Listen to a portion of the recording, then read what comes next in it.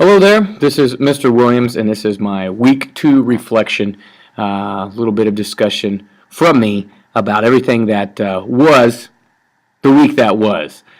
This week started off as August 26th, so this is from August 26th through August 30th. It was a full week of school, and I can say that we are officially back into the flow. So, being back into the flow, it only makes sense that boom, we get to Labor Day, we have a 3-day weekend to kind of get us out of a good flow that we are in. But a lot of exciting things happened this week. A lot of positives. My wife's currently doing her student teaching over at Sabetha, first grade elementary with Margaret Schulte from here in Seneca. So it's very fun to kind of get to discuss all of this stuff with her because she has a certain level of excitement with it being her very first official teaching assignment to a certain degree, and I'm kind of doing some different things inside the classroom as well. So we've had some good discussion with that, and one thing we did share and we were talking about is just how we're back into the flow, things seem really exciting, and then bam, we get to have that 3-day weekend. So we'll see how things go next week, and we'll see how things go in biology and integrated science over the next few weeks because it gets really busy here in early September. And we're just now finally getting to the point where a lot of the students have been practicing their extracurricular activities, and those sports are getting ready to start having game nights. So it's going to get even more hectic and even more busy, and stuff inside of the classroom will also increase a little bit in terms of busyness. But yeah, officially back into the flow, and what do you know, we hit a 3-day weekend. Like I was saying, it's been a productive week. I guess I'll start off by kind of talking about biology. We've been revisiting and reviewing the video watching process. We've had to pull some teeth here a little bit to get students back on the wagon with the video watching and the documenting with the WSQ. We've started off with the paper format. We'll be getting back to digital submission here soon. It's easier for me to provide feedback on a WSQ, a watch, summarize, question document, if it's an email or if it's a Google Doc. A lot easier for me to type on the keyboard, provide more feedback, provide it faster than it is for me to sit through a stack of 55 and write down by hand. So we'll get back to doing digital submission. I think the majority of students prefer that, although if they are adamant and want to do it on paper, I'm fine with them turning it on paper as well. But we've been revisiting some of the video watching basics, and we've also been reviewing some content. The biology kids are going to have like 34 vocabulary terms that are going to be covered on their first exam, but 22 of those are review. They're the ones that they've seen last year, at the beginning of the school year, and throughout the entire school year. So really it's a lot of review, but there's 12 new ones that deal specifically with just biology content. With the practice and reviewing of the scientific investigation process and scientific practices came our beginning of our lab investigations. And there's a post online about that titled Designing and Executing an Investigation. And basically just kind of put the kids up at the top of a hill, ripped the training wheels off, and gave them a little bit of a push. They've got the practice, they've got the guidance, and now they actually were paired up and developed and are conducting lab investigations by themselves, dealing with what we call Wisconsin fast plants. So it's all about the growth of a plant, and they had to ask a certain question, develop a question that they wanted to find an answer to regarding the growth of these plants, and then change one of the variables and see exactly how it does affect the growth of the plants. I have to say that grouping them myself was a positive. I've been really pleased with some of the interactions between some of the groups. It also seems a little slow at first for some of the groups, but stuff picked up when they actually started to conduct the experiment. So the initial building and organizing of the investigation may have been slow. Not everybody was kind of gathering the idea of how quickly we needed to move on this, seeing that the next few weeks get pretty busy. But once students actually started to build their equipment or put their equipment together and get the lab actually set up for experiment, there was a lot more buy-in, there was a lot more engagement, and everything kind of picked up a little bit of steam. But very, very pleased so far with how this lab investigation for Unit 1, Intro to Biology, has been going for our biology students. And it's going to get busy here over the next 3 weeks. And the students and I have been covering that in class. I've got a class calendar hanging up outlining the next few weeks of school. And if you're interested in what exactly we're doing, check out the website, click on the class calendar link underneath biology, or click on the intro to biology in the calendar there. We've got 2 days of class next week for the Purple and White Day students, and then that following week's our field trip to the Konza Prairie. Mrs. Evans is going to be speaking to the class one whole block on Monday and Tuesday. So it's going to be, and then that Thursday and Friday is debriefing from our field trip. So, and it's homecoming week that week. So it's going to be pretty busy stuff going on. So these investigations, we really needed to make some big time progress on Tuesday and Thursday and Wednesday and Friday in these investigations. And the students, I feel, did a really good job on Thursday and Friday. And hopefully we still have some communication and collaboration between now and the next time they're in class, students with other students. So we're prepared to continue to execute these labs in the classroom setting on Tuesday and Wednesday and continue to progress at a good clip with those. So that's kind of it for biology. Pretty pleased with how those investigations are going, and it's exciting. It's exciting to see that buy-in and that engagement with the students, where I'm not necessarily giving them a set procedure and rules for the lab that they're doing. They have a pretty intense rubric on how I'm going to be assessing their knowledge of the practices through their application of the practices. They have to document and provide evidence to me that they're actually carrying out those practices throughout the investigation. So that's kind of my guidance for them, and it's been exciting to see them reference that, build the lab, communicate with each other, and it's a whole different level of engagement and buy-in since they're the ones creating and conducting the lab. So it's been really cool. And again, there's a post on there on the website, Designing and Executing Investigation, that shares a lot of photos and some more information about that. Integrated science. I have been very pleased so far, very pleased with the initial video watching. The percentage of students that are completing their WSQs for the instructional videos that I've assigned has been very high, higher than I initially imagined it would be, and the quality of summaries has also been really good. Now, I thought I'd have to really train them. I thought we would really have to work on some training on watching and summarizing. We still may have to. But right now, it's really encouraging and exciting to see that I kind of gave the students some rules of thumb, informed them that they would be needing to watch an instructional video as homework, and then just kind of let them go about summarizing it and writing a couple questions down. And the stuff I've gotten back has been great. It's been great. So I'm wondering if less from me has been more for all of us.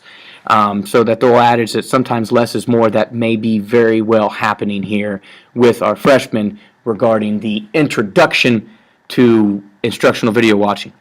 Again, we still may have to go back through and do some retraining and continue to hit some of the rules of thumb for watching those videos, but initially really pumped up about the percentage that are completing them on time and really pumped up about the quality of summaries. We're doing all of them on paper so far. We'll get to the digital submission, the emails, and the Google Docs. But it's been exciting so far to see them do that. One thought I had about that is I heard a teacher this summer talk about how this generation is kind of the YouTube generation. They don't necessarily go and check websites for information or search engines to see how to do something. They go to YouTube and type in how to do it, because there's just loads and loads of tutorials and videos on how to, and videos that describe and explain why something is the way it is, located on YouTube. So maybe the students that are going to start coming into this classroom year in and year out just have more experience anyways with finding information on YouTube, watching videos from YouTube or somewhere online, and gaining a solid amount of information from them. We've also modeled a few more information sharing methods inside of our classroom this week with the integrated science students and the biology students. One of them towards the beginning of the week was kind of an anonymous info share. So students would get out a piece of paper, and we would not write our names down on that piece of paper. We wanted to remain completely unidentifiable. Students would answer a question. For instance, the beginning of this week, so actually Monday and last Friday, was the answering of a question of what is science. And then had the students answer the question, take a set amount of time to do that, wad up the paper, and then we took about 10-15 seconds to throw them at each other and throw them around the room. Give them 10 seconds then to pick one up, unwad it, and answer the question again. either addressing the current answer after they read it, so enhancing, editing, or revising the answer that they picked up on that piece of paper, or adding to it, or writing down their own answer. After they did that, over another set minute and a half, 2 minutes, watered them up again, tossed them around the room, and then opened them up, had the students read aloud what the answer to the question was. So, and kind of encouraging some honest, genuine thoughts, some analysis of thought without bias, because it's human nature. You may pick up a piece of paper from a person that you know, and it may be somebody that you're not respecting their ideas or thoughts very much. You're saying, this person doesn't know anything. I'm not even going to read this answer. It's completely wrong. Not knowing whose it was, tend to approach it with a little more tact, a little more interest, and just a little more professionalism. And the activity went really well. The kids, of course, enjoyed chucking the wadded paper balls at each other. But the feedback and the answers that were provided to the questions and the entire process for that method of info sharing went really well. Again, modeled it this week with just the question of what is science. We'll do it in the future when we get into some more technical content as well. The second one we did with just integrated science students, and it's kind of called peer coaching. So what I did was tried to model it for them first to show them exactly what I wanted to do, and essentially it's a form of teaching again. Okay, so what teachers do inside the classroom. Teachers rarely want to give you just the answer flat out. They want to lead you, prompt you, question you to finally arriving to that answer. So I took half the class out into the hallway, had the other half stay in the classroom and work on some vocabulary terms. And we went out there and we went through a couple questions about experimental design, and I would prompt the students to get towards the answers, revisit some of the vocabulary terms to help spark some potential answers and be able to fill in the blanks, and then would ask questions to get them to verify and to go into further detail of why they answered that question the way they answered it. So coached them through the completion of a problem. So I modeled that for them. Then we flipped groups, did the same thing for the vocab group out in the hallway. We came back into the classroom and I paired them up. So we had 4 questions that I coached the students through. One group was coached through numbers 1 and 2, the other group 3 and 4, and buddied them up.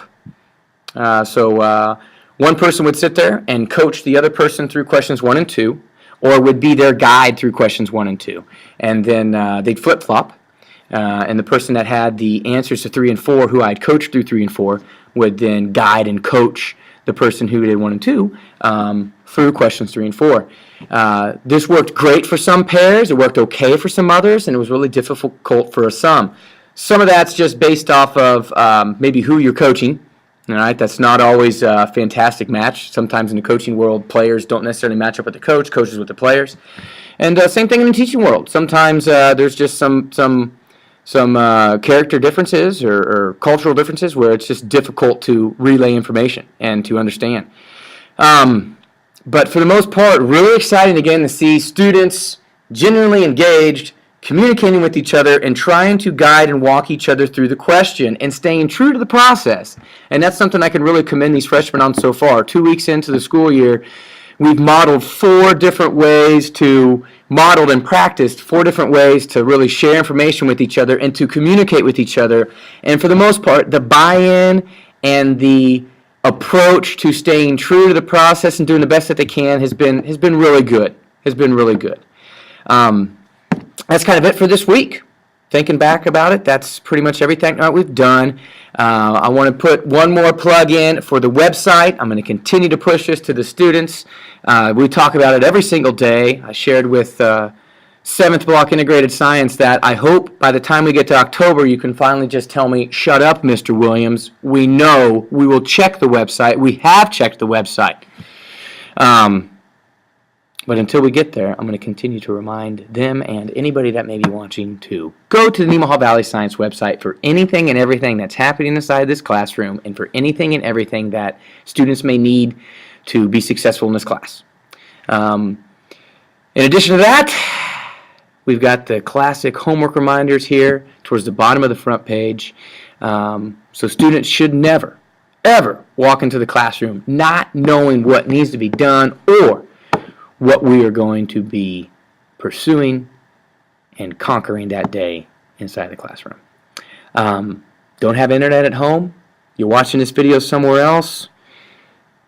make arrangements to get access if you need it. You don't have to have access to the website to be very successful in this classroom. You need to pay attention in class all the time and maybe prioritize some time in seminar and other times throughout the day to come in and communicate with me about it. But this is here. It's a fantastic avenue, fantastic resource. Please, please, please, please, please use it to your utmost advantage with this, all right? But yeah, here it is. Use this thing. We should always be in the know. Way for me to remain transparent with this class as I'm attempting that with these videos as well. Thanks for watching. As always, if you have any questions, comments, or concerns, feel free to contact me. And that's it. Have a good Labor Day weekend.